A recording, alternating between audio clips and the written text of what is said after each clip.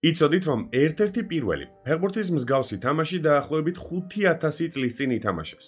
ან ის თუ იცოდით, რომ ფეხბურთის, უпростоრად ფეხბურთის მსგავსი თამაშის სამშობლო არა ინგლისი, არამედ სულ სხვა ქვეყანაა. მოკლედ, დღევანდელ ვიდეოში ვფიქრობ საკმაოდ საინტერესო რაღაცები გელოდებათ, ასე რომ დაალაიქეთ ეს ვიდეო, გამოიწერეთ არხი და თუ გააზიარებთ ამ ვიდეოს სოციალურ ქსელებში, უბრალოდ გამახარებთ.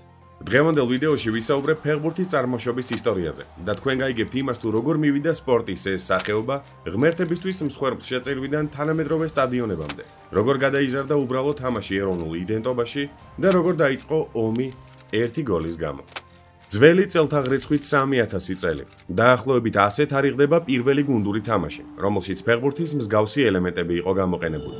საუბარი მაქვს მესოამერიკულ, ანუ შუაამერიკულ ისტორიულ-კულტურულ რეგიონში არსებულ სპორტულ შეჯიბრებაზე, რომლის სახელიც დღეს ჩვენამდე არ მოსულა. თუმცა ცნობები და სხვადასხვა წყაროები მის შესახებ არსებობს. აქ ბურთის როლს მრგვალი ფორმის ქვა ასრულებდა და სპორტის ამ სახეობაში მას განსაკუთრებული დატვირთვა ჰქონდა, რადგან ის მზის სიმბოლიკას ასახავდა. თამაში ორი გუნდი იღებდა მონაწილეობას. დამარცხებული გუნდის კაპიტანს კი ღმერთების სამსხვერპლოდ იყენებდნენ. ასე რომ თუ ფიქრობთ, რომ თანამედროვე ფეხბურთი საკმაოდ ისეთი მძიმე ტრავმებით გამოირჩევა, წარმოიდგინეთ, ოდესღაც ფეხბურთის მსგავს თამაში რა ხდებოდა. ისე მე მახსენდება ჯანლუიჯი დონარუმამ რომ ვიღაცას ფეხი მოსტეხა, აი ეგეთი ტრავმა. გარდა ამისა ისიც მახსენდება მას თავად რომ სახეში ვიღაცამ წიხლი უთავაზა, ვინ იყო ნამდვილად არ მახსოვს და თუ მსგავსი მომენტები ზოგადად ფეხბურთის ისტორიიდან გახსენდებათ, გამოვშვით კომენტარებში ჩავუждები. მე კი მიუბრუნდები ფეხბურთის ისტორიას. იქით რატო გავიშვირე ხელი არ ვიცი, მაგრამ ხო, მოკლედ ფეხბურთის ისტორიას მიუბრუნდები მე. დაახლოებით 4000 წლის წინ ძველ საბერძნეთში ისევ და ისევ ფეხბურთის მსგავსი სპორტის სახეობა ჩნდება, რომელსაც ეპისკიროსი ჰქვია. შეჯიბრში მონაწილეობა ნებისმიერ ადამიანს შეეძლო. არ ქონდა მნიშვნელობა არც ასაკს და არც სქესს. სპორტის ეს სახეობა უფრო მეტად ამერიკულ ფეხბურთს წააგავდა, თუმცა ევროპულ ფეხბურთთანაც ქონდა მსგავსება. იმიტომ რომ მაშიც, ისევე როგორც ფეხბურთში, ბურთს ფეხს ურტყავდნენ. ეპისკიროს თამაშობდნენ ფორმების გარეშე. უფრო მეტიც, ხშირ შემთხვევაში ბერძნები დედიშობილად არბოდნენ. ისე შეიძლებოდა ერთი-ორი ხუმრობის მოფიქრება ბურთთან, ან უпростоრად ბურთებთან დაკავშირებით, მაგრამ მოდით ამჯერად თავ შევიკავოთ. ძველი წელთაღრიცხვით მეორე საუკუნეში ალბათ გაგიკვირდებათ, მაგრამ ჩინეთში ფეხბურთის ასევე განსხვავებული ფორმა შეიქმნა, რომელსაც ცუდჯუი ერქვა. სპორტის ეს სახეობა თანამედროვე ფეხბურთს ნაკლებად გავდა, რადგან მასში მონაწილეობას იღებდა რამდენიმე გუნდი.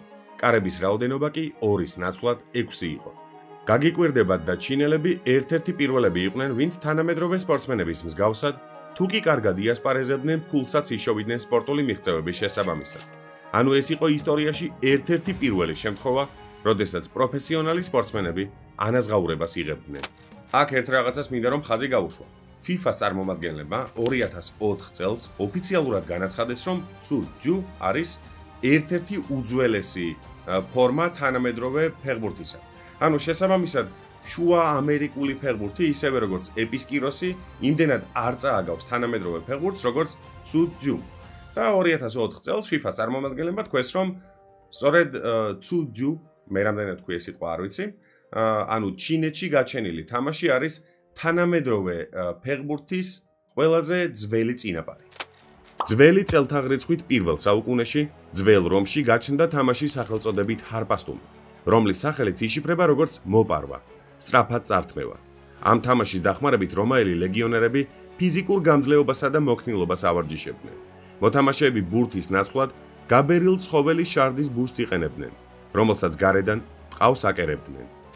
ისე ახლა გავაცნობიერე, რომ ანუ შუა საუკუნეების კი არა და შუა ამერიკულ კულტურაში, მაშინ როდესაც ფეხბურთის მსგავს თამაშს თამაშობდნენ, მრგვალი ფორმის ქვას იყენებდნენ. ანუ იმას ხო ხაზი უკვე გავუსვი, რომ ძალიან სასტიკი ფორმით სჯიდნენ დამარცხებული გუნდის კაპიტანს, მაგრამ თვითონ თამაშის პროცესიც მგონია რომ დასჯა იყო, იმიტომ რომ მრგვალი ფორმის ქვას იყენებდნენ და ფეხს ურტყავდნენ. რავი, არ ვიცი, ფეხზე რა ეცვათ, მაგრამ ხო, მოკლედ ძალიან იტანჯებოდნენ იმ პერიოდის ფეხბურთელები. ახალი წელთაღრიცხვით 654 წელს კი ჩინური თამაში ცუდჯუ იაპონიაშიც ჩნდება.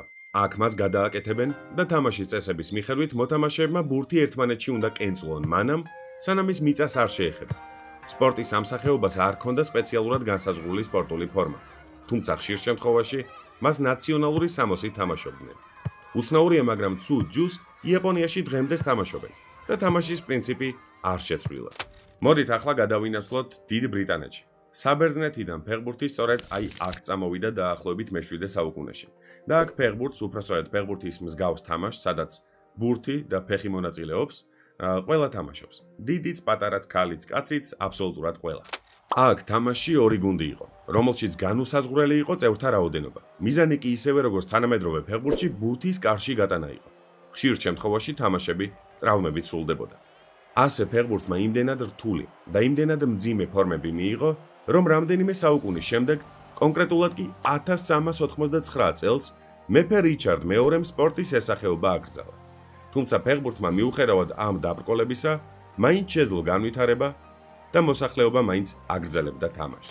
მე-16 საუკუნეში ფეხბურთის მსგავსი სპორტი იტალიაშიც გაჩნდა, რომელსაც ფლორენციული კალჩო ეწოდებოდა.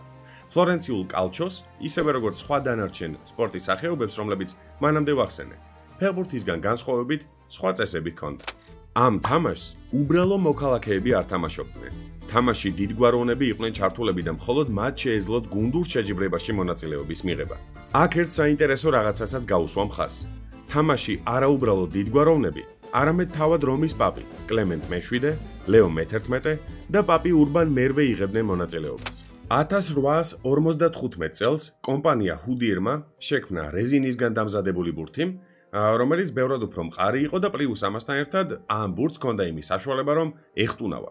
შეგახსენებთ, რომ მანამდე გამოიყენებდნენ ისეთ ბურთს, რომელიც იყო დამზადებული ცხოველის შარდის ბუშტისგან. ანუ აი ამ ცხოველის შარდის ბუშტს ბერავდნენ და გაბერილი შარდის ბუშტით თამაშობდნენ ფეხბურთს. აი 1863 წელი კი ფეხბურთის შექმნისა და დაარსების ოფიციალურ თარიღად ითვლება. სწორედ ამ წელს გაჩნდა პირველი ფეხბურთის ფედერაცია, რომელმაც ზოგადი წესები ჩამოაყალიბა. ამ წესებს შორის ერთ-ერთი ყველაზე მნიშვნელოვანი ის იყო, რომ მოთამაშეებს აეკრძალათ ბურთის ხელში აღება.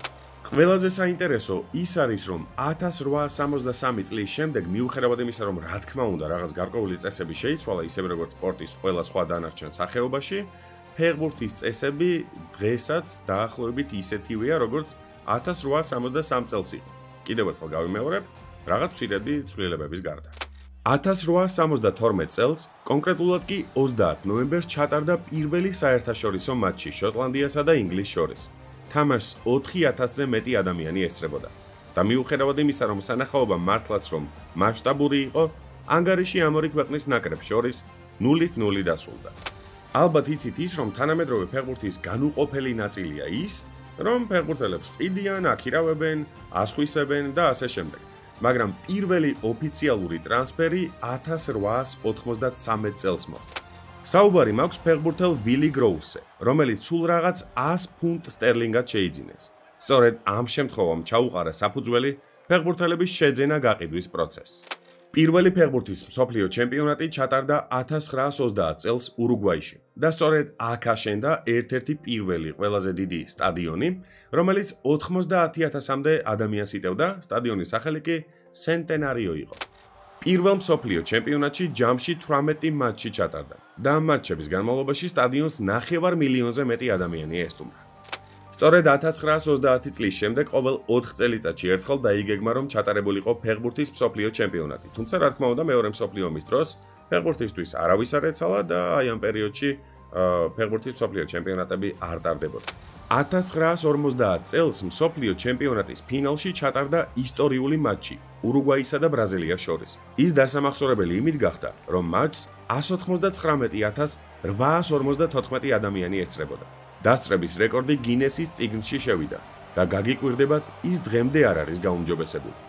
აი 1969 წელს კი ფეხბურთის მატჩის გამო პირველად ისტორიაში სამხედრო კონფლიქტი იწყება. მაშინ ჰონდურასის ნაკრებმა სალვადორთან 2-3 წააგო. დაპირისპირება ამ ორ ქვეყანას შორის ფეხბურთის გულშემატკივრებმა დაიწყეს.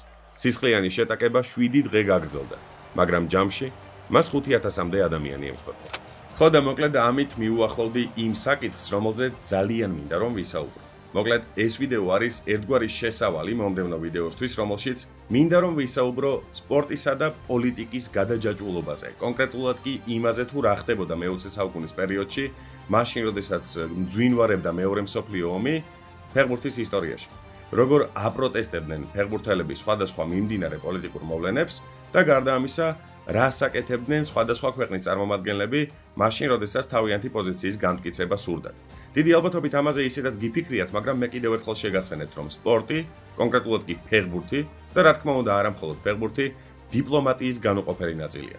ასე რომ დაელოდეთ მომდევნო ვიდეოს, დალაიქეთ ეს ვიდეო აუცილებლად, გამოიწერეთ არხი და მონიშნეთ ზარისღილაკი, იმიტომ რომ ვფიქრობ, ამ არხის ისტორიის განმავლობაში ალბათ, ყოველ შემთხვევაში ჩემი აზრით, ერთ-ერთი საუკეთესო ვიდეო გელოდებათ. მოკლედ, დღეისათვის სულ ეს იყო, აბაჰეთ და აბაჰოთ დროებით.